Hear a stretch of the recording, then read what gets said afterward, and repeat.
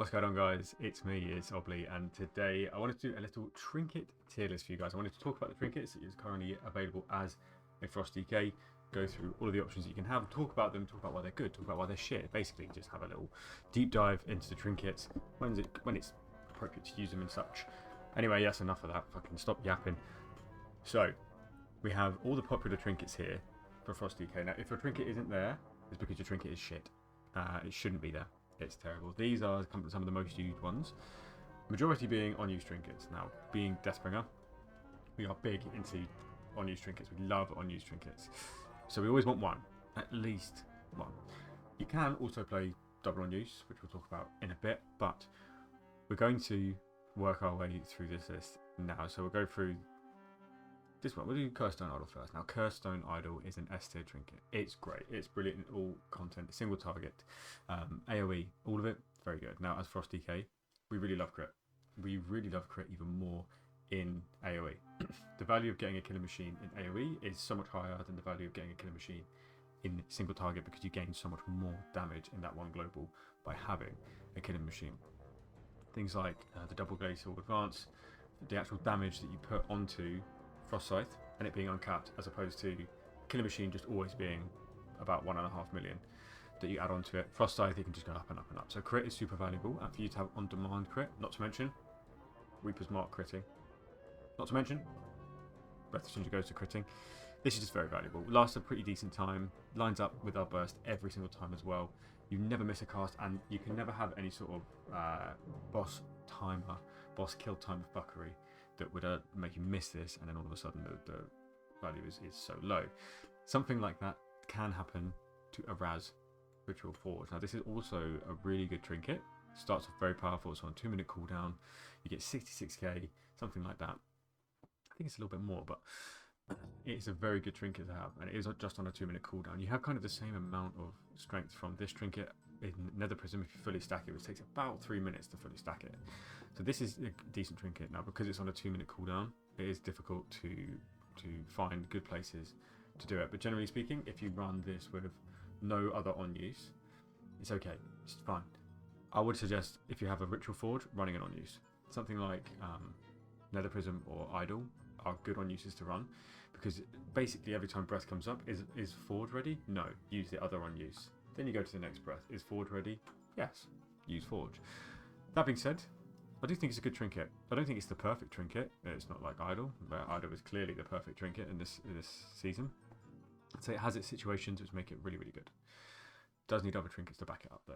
Next, let's go to Signet the Priory, because it's first in the queue. Now, Signet basically is just a much worse version of Forge. You get some decent stats. You get your highest secondary stat. You get about 7k of it, but it doesn't really matter that much unless your highest secondary stat is crit and AoE or mastery and single target. It's not really super important. Not to mention, it has far too low of a budget for 2 minutes. I don't feel like 7k is worth a 2-minute cooldown when you can get 66k strength. What? Nuts. I would say bad timing. Bad. I think the only thing redeeming this trinket is the fact it's got strength on it, and it has the stats you want. So I'd say let's see, it would be a D if it didn't even come with stats that you wanted, but it comes with strength. Strength is fine, and the proc is fine. It's just bad timing, and there's not enough of it. You don't have to do anything for it though. Okay. Next we have Astro Antenna. I don't need to tell you about this trinket. It is crazy good. This trinket is nuts. Astro Antenna is by far the best passive trinket to have, because it gives you so much and so often. Now, this has roughly about 30% uptime, maybe a bit more, maybe like 30-40% uptime. And unlike Pacemaker, this doesn't just give you 5k for that 30% of time. It can go up to 20k. It can proc fucking loads. I think yesterday I received a 28k proc because I had 5 orbs all started following me all at once. Nuts. Crazy. You wouldn't get that with a Pacemaker. It also gives you pretty nice stats. So it procs relatively often. It just sucks when it doesn't proc when you want it, but you don't do anything for it. The orbs literally come to you, and if you want to go and get them, you can. This is a very good trinket, very flexible.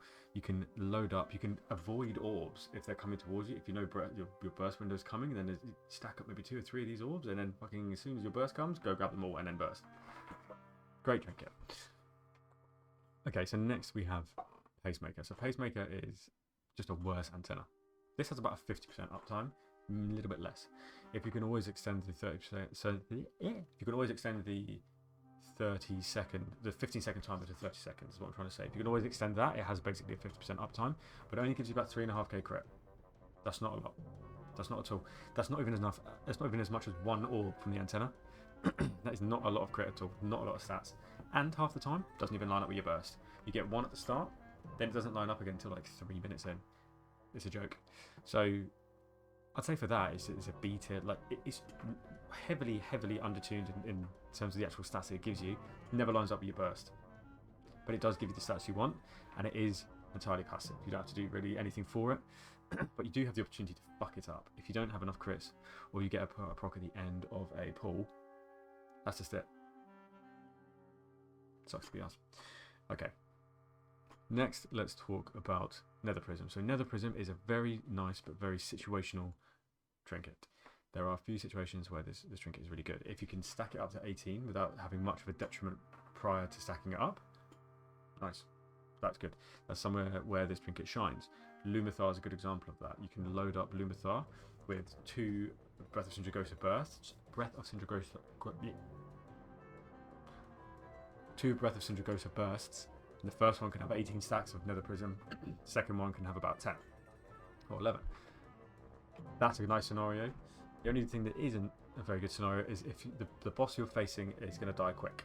Because if you don't get that first burst, and you only get maybe like 1 more, its value is not that great. You may as well just have an idol on. It also doesn't really come with any stats or anything. It just does raw damage to the target, which isn't that much. And in AoE, it doesn't scale very high. You're really relying on there being a lot of scenarios where you can stack this up without punishment and then unload it. So what I mean by that is obviously if you can stack this up to 18 and then do a 3-minute burst after 3 minutes on a single target fight like Plexus, that's not great because you have about 2 other bursts that are just going to be unbuffed and have this 1 mega burst.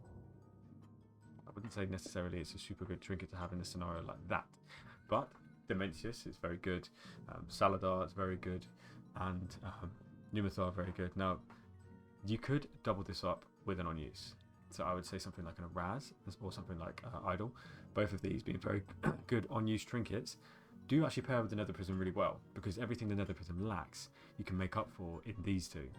If you played it with an Idol, you would basically just do your Idol on pull, miss out the breath of the pillar, the next pillar. So let's do it like this. So burst, Idol, breath.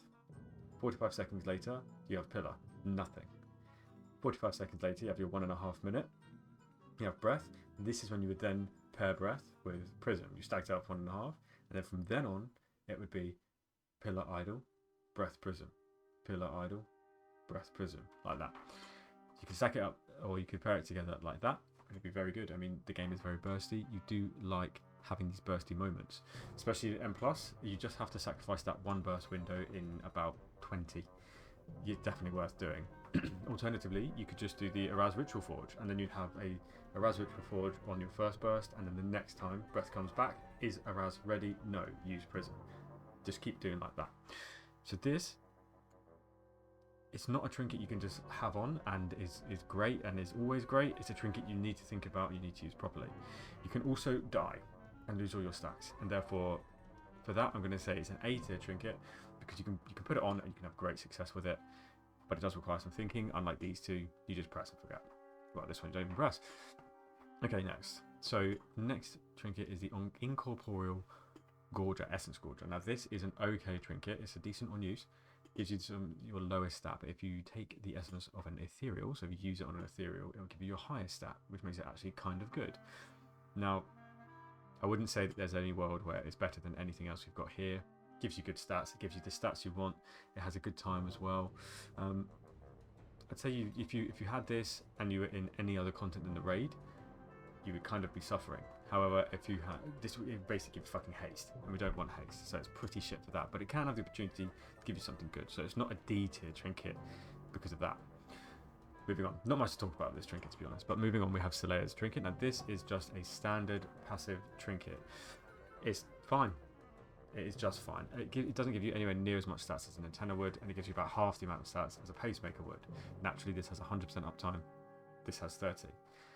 I would say that Soleil is probably better than Pacemaker because at least you can guarantee you have some more of the stat that you want during your burst. But it's actually not if you can't get the right stats. I mean, if you're lacking crit and you can find someone with crit in your party and give them and do the Soleils, fantastic. I mean, you also give them some damage too, so party-wide, not bad.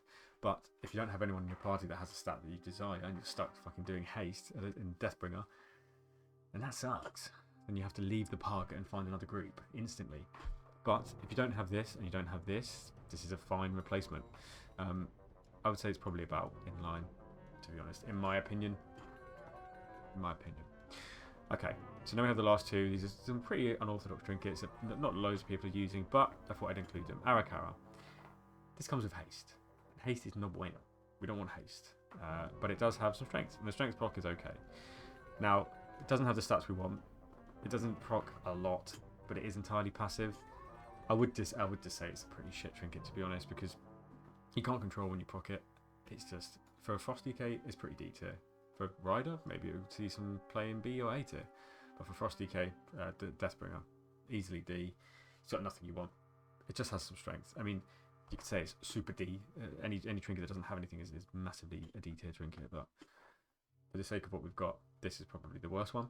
I'd say the worst trinket out of the lot because unstable or not unstable. The eradicating Arcana Core is actually not that bad. It gives you some strength and it does some damage. And on a single target, the damage is not that bad. I think it does a bit more than Nether Prism. And for some classes, this is one of the better trinkets to actually have. Now, there's just nothing wrong with it. It does damage. It doesn't give you something you don't want, and you don't have to do anything about it. And in AoE, it scales up. That's nice. That's a pretty decent trinket to have. So realistically, I would say this is a fine B tier trinket. If you have this, it's a fine passive to have instead of the others. But so there we go. This leaves us with our tier trinket here. We have the two best trinkets in the game, easily the idol, easily the antenna, and then you have these two other unused trinkets underneath, which could be easily put in the place of the idol, but you just have some thinking to do around it. Or there's just like something in the way just stopping it from being as good as it possibly can be. Using any combination of these four trinkets, you're going to have a good time. The best combination in my opinion would probably be these two, depending on the content. If you have more bursty moments, maybe even if it's more AoE focused, you might have better luck doing maybe an idol and prism scenario. And in some raid encounters, even call for like a forge prism, where some raid encounters this would be the best. Something, I think Dimensius is pretty good for something like that. I think Saladar is pretty good for something like this. But if you're talking about the entire scope of World of Warcraft, those two bosses are not the entire game. Therefore, this being a good combo for those two bosses wouldn't make them S tier. Whereas if you had an idol, you are always going to win. There's no downsides to this idol, realistically. But yeah, that is the full trinket tier list for Frost DK. Let me know what your thoughts are in the comment below. Make sure to like, subscribe and all that goodness. And then if you're interested in coaching, hit me up in the link in my bio, as well as my Discord. And if you're interested in UI packages like that, that's also there too. Thanks everybody. I'll see you in the next one. Bye.